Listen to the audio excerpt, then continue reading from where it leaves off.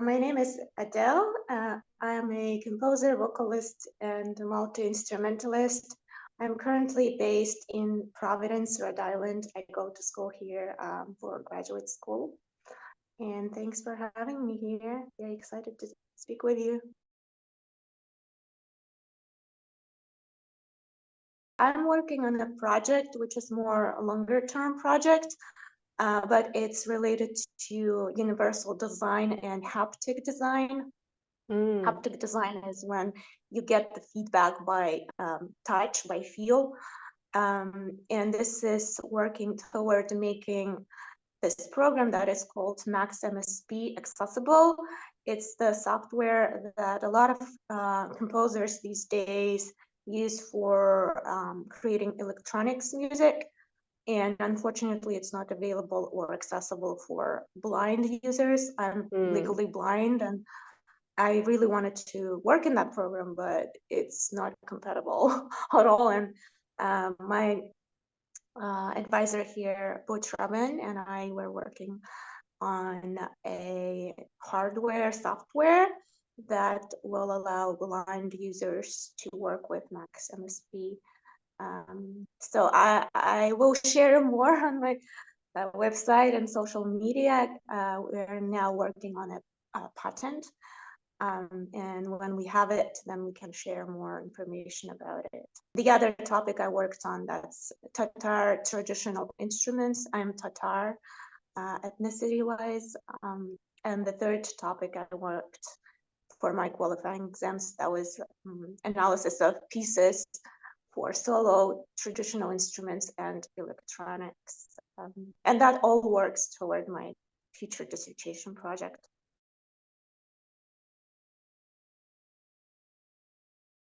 I started as a pianist and studied Braille, which is a writing language for blind users. And when studying music that way, you can't really do sight reading. And when I was a kid, I was really interested in playing something right away instead of like memorizing step by step, putting together both hands. It's a very slow process. When I started improvising, like sitting next to me, my siblings asked them like, guess what I'm playing now? Is it like a summer music or spring music, or I'm mimicking or portraying a bear, you know, those kind of things. And I think it goes to my practice now because a lot of my music is about nature or natural phenomena.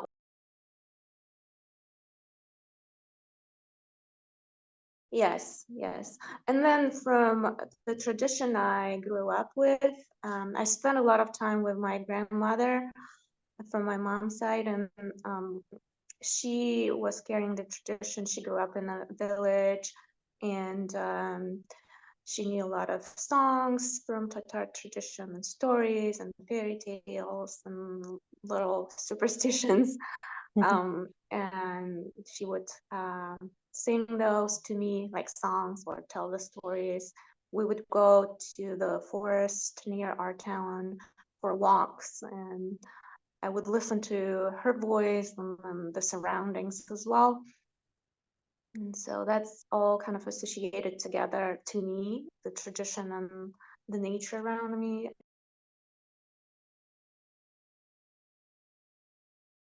I was diagnosed with colon cancer in May last year.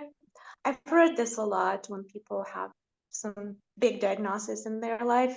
They kind of start looking at things in a slightly different way.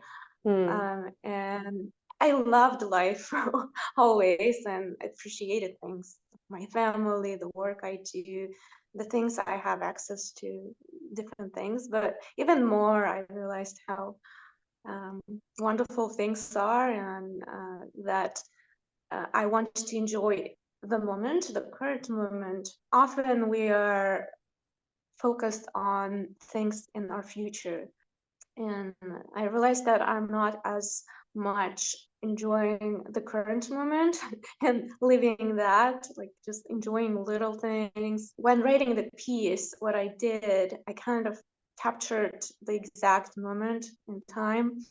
I sat down and did one of my favorite things. I improvised some ideas on the piano and just realized how I love doing it.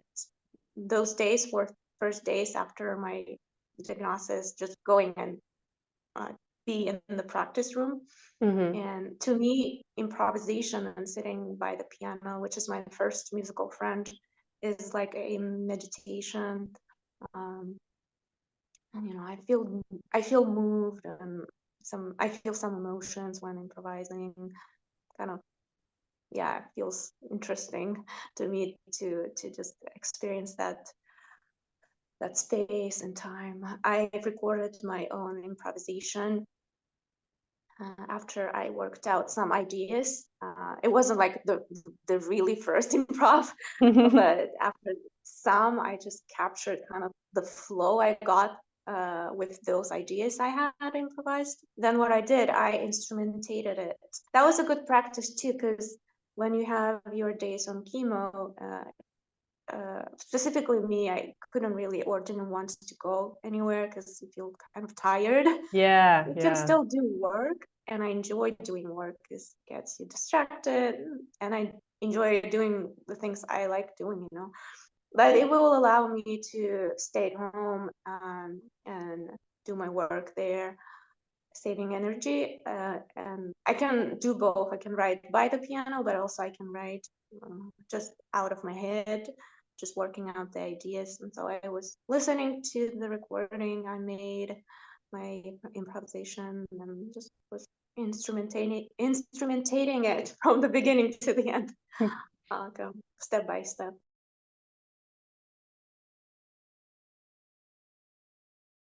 So actually, I wrote this piece for this readings and recordings sessions with Long Leash Ensemble. They are doing residencies for composers each year, and it's kind of a get-together idea.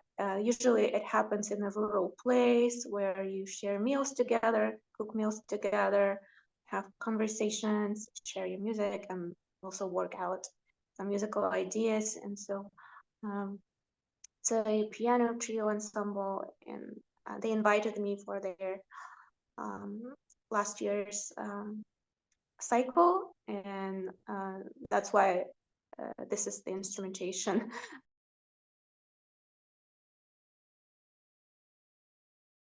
Yeah, I think I really loved the idea of having piano in the instrumentation. I never had any piece before where the piano would be, an equal ensemble member. Before, piano would be used in the orchestral setting, where it's, like one of the flavors.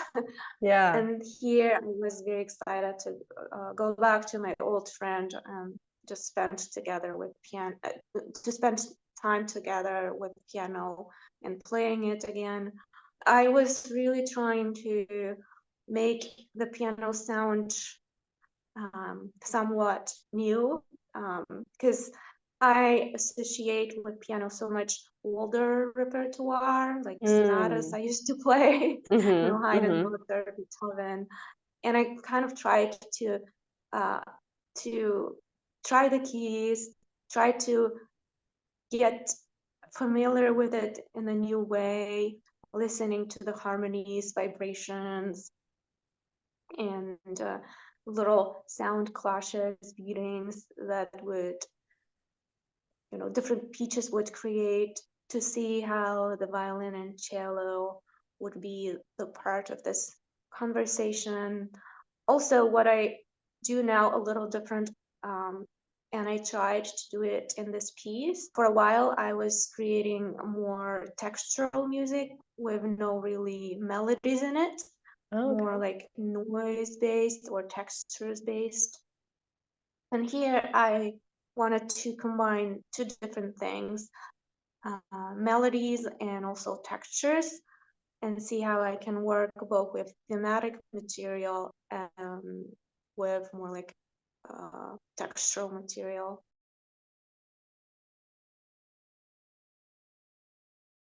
Yeah, I just had a couple of my previous pieces performed, and I always, want to hear from the performers.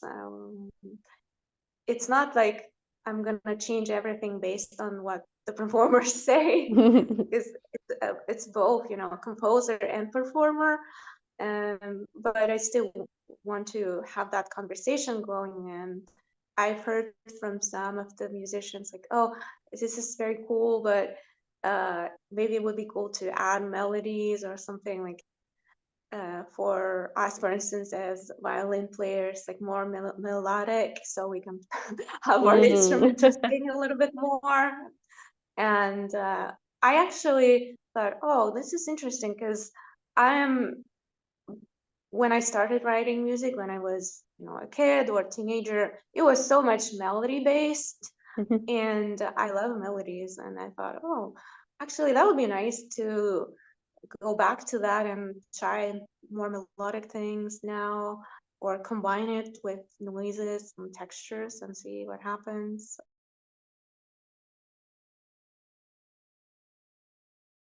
First, of course, I want to speak with the performer. That way I can hear their voices. And to me, that's crucial, is that's the way I know people. And, to have some more personal connection, that helps because through your voice, you can hear some of your identity, right?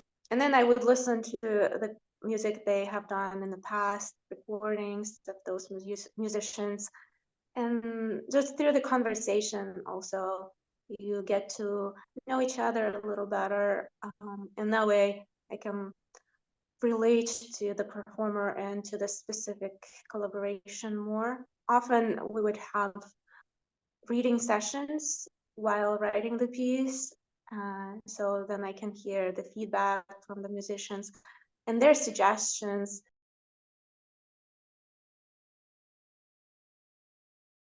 I often would refer to this character that is the best to describe as close to a mermaid. And she lives in a lake in the forest. And she has this golden comb to comb her hair, green long hair, and she lives in a solitude. It's a theme of water and forest and someone singing.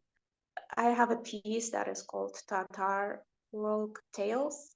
It is for voice and chamber orchestra, and there are 3 stories there.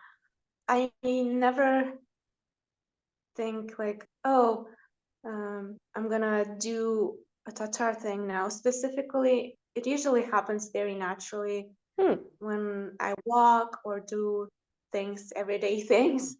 Sometimes I have something in mind, or I get to see a story or hear the song from the past, or the song I never knew from Tatar tradition, and that would kind of remind me something that I know, or it always happens very naturally. Yeah, I think I like something mysterious, kind of unknown.